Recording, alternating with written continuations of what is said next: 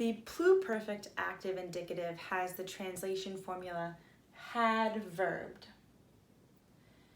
And the endings that are specific to the pluperfect are aram,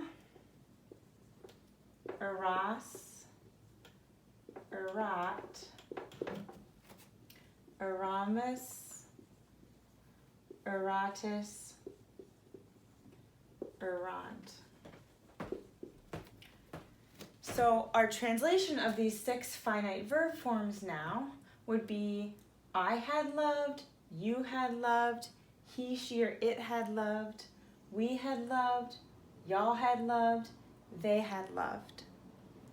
And just to recap, we got these forms by taking the stem, the perfect stem of the verb amo, which comes from the third principal part. So we took off the ending I and took amav, and then we added these endings that are here in red. And these are the special endings that belong just to the pluperfect.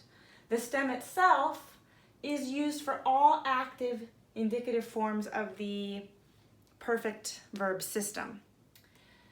But these endings are used only for the pluperfect. So the stem plus the special pluperfect endings equals our pluperfect finite verbs.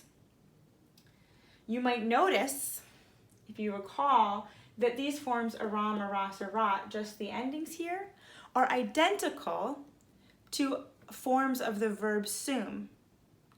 Sum esse, the verb to be.